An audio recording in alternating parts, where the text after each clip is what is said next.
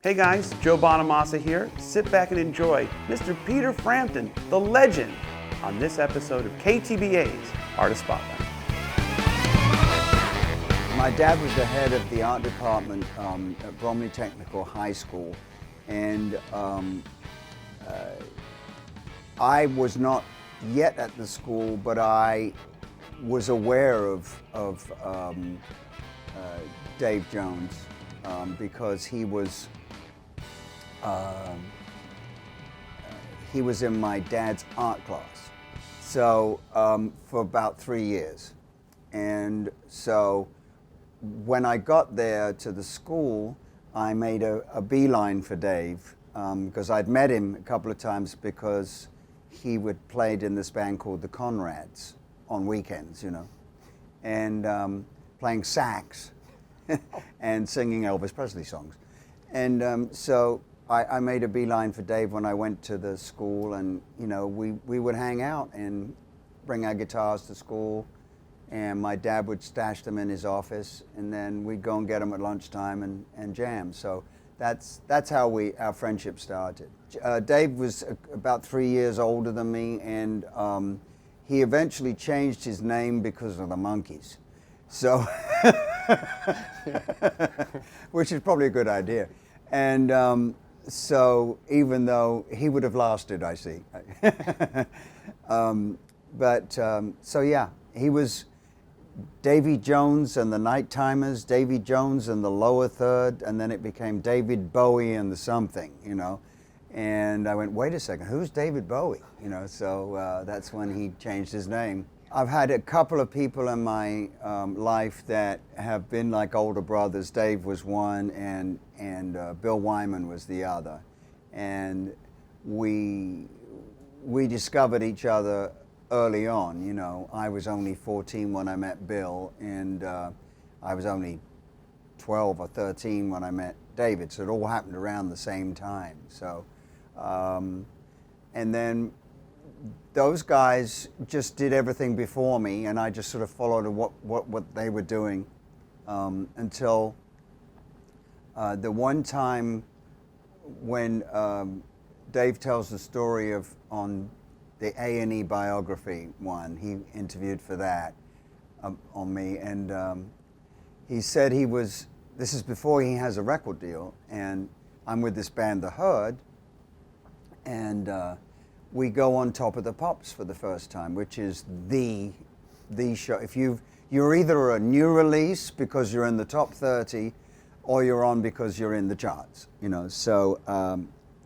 we had got to the top 30, and with this first record, and or second record actually, and so Dave's at home and he's turned on Top of the Pops, and he's just like looking at it, and he goes, "Wait a second, that's Peter. What's he doing on TV? He should be in school." So that was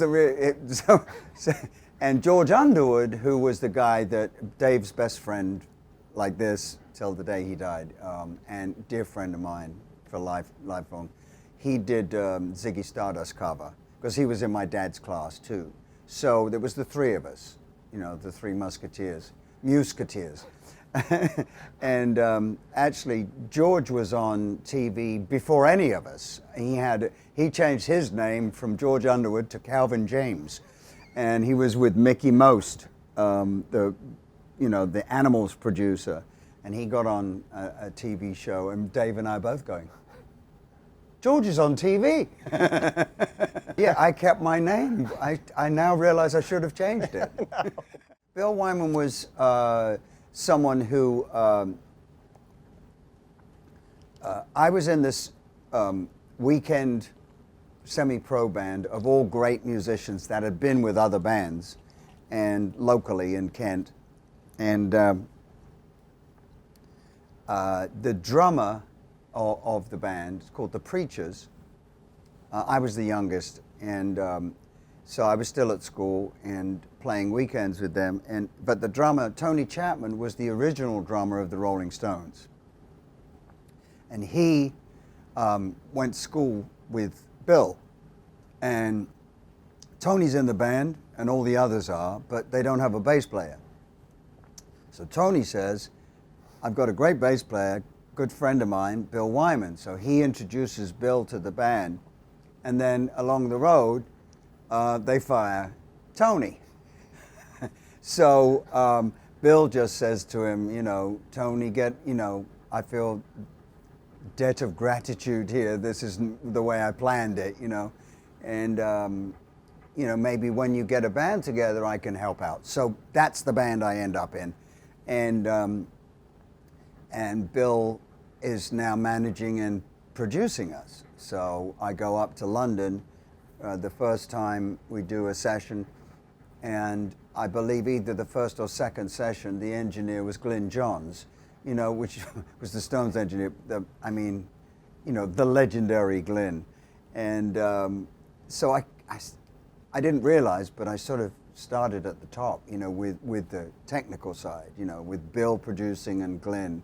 They'd been there, done that, had so much success already. So it was an amazing experience. And we did almost enough for an album, but we had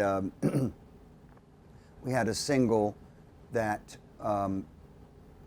Bill had suggested, and the Stones took over this TV show Ready Steady Go for one night, and each of the Stones had picked their artist that they wanted. Well, Bill wanted to choose us, so we were the Preachers, and we were on TV. That's when I was still 14 at that time, and it was called Ready Steady Stones, and that was an amazing situation. I saw them do Satisfaction for the first time ever, so it was and helped change Keith's strings, I think.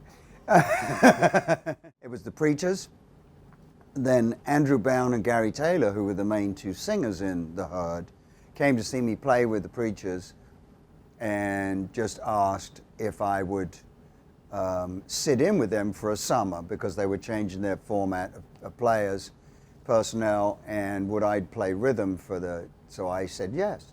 So at the end of the summer, they asked me to join the band, and that's when it all started. I left school, and that was hard to do with my father being a teacher. So I dropped out at 16. So, yes, and that was the beginning of, so that was now 66, 67. Left school when I was 16, so that would mean I was 16 or 17, yes. And then off I go, and now I'm touring with the Herd, and then within a year or two, not even a year maybe, we got signed by management, Howard and Blakely, and Phillips Fontana record company, and Steve Rowland was the producer. And we had one single called I Can Fly, which didn't fly. And then we had a song that Howard and Blakely wrote for us called From the Underworld, which became this top 10 hit, and we were on our way. I couldn't play like him, but my father, when he bought me the Shadows first album for Christmas, and we had our first record player, and he bought for Mum and him, he bought Django Reinhardt, Stefan Grappelli, best of, basically, because that's what they danced to during the war, pre and during the war. Well, my dad was fighting. My mum must have been dancing, I don't know. But, so, yes, so I hated that when I first heard it, because it wasn't electric, and it was kind of old school music, and I wasn't really into it. As my kids used to say, Dad's listening to that silent movie music again. So if that's the way it was, but it's not that. But anyway, so I then, not liking that to start with, then the Shadows came out, and the Ventures, the American band of Ventures. So I was listening to both, and trying to emulate everything that they were doing, with the echo and it was, it's fantastic instrumental music, and it wasn't it wasn't shredding. It was playing melodies, and for a beginner, this is really good, you know. So, and so I pretty much mastered that kind of playing early on, and so to go to say Kenny Burrell or Wes Montgomery, who are very, very lyrical players, a very young George Benson with the Jack McDuff trio. He was like, I think he was 17 or 18 or something ridiculous, and I was studying him, you know, at the same time, you know. So yes, Jim Hall, so many different players that I would listen to, you know. So and you never stop, you know. So those are the main ones, I think. Kenny Burrell, I think, was my favorite, because Andrew Bown in the Herd was a Jimmy Smith organ fanatic, because Andy played really great organ, and so I became Kenny Burrell when we would jam, and he would become Jimmy Smith, and Andrew Steele, the drummer of the Herd, would become Grady Tate. There's a lot out there right now about what I have. I'm not going to go into too much detail, but basically, I got diagnosed 4 years ago, nearly 5 now, with IBM, inclusion body myositis, which is a degenerative muscle disease, which affects specific muscles only. So it's arms, and of course here, and it's the quads, and whatever the ones in the back are called down here. And it's very specific, and it's very, very slow moving. I've probably had it 9 years. I first noticed it in my legs, and there is no drug yet, no cure. So I am going for drug trials after this tour, the beginning of next year. So there's a time limit to me playing, which is why we're doing so much recording and so much work in a short space of time, because I want to get as much recorded as possible with me playing what I feel is at my top of my game. And I feel I'm still there, but it is starting now to affect my arms and hands. So it's not a thrilling prognosis, but that's what it is. Guitar to me is, before I went to a shrink, I think I realized my guitar is my shrink. I think everything is, when you're sad, I pick up the guitar. When I'm happy, I pick up the guitar. It's just something, it's a form of expression that sometimes I can't put into words. And it comes out every night. It's different. I can't play the same thing twice, nor would I want to. And that's what it's all about. Guitar to me means a challenge each night of being better, for me personally, being better than I was yesterday, you know, in some way, shape, or form, whether it's a new chord, a new lick, whatever. So I have to say, guitar has been my guiding light, you know, throughout my life. Stone Cold Fever. You were talking earlier about when I felt I had become me, when I had developed my style to a point where it was recognizable only as being me.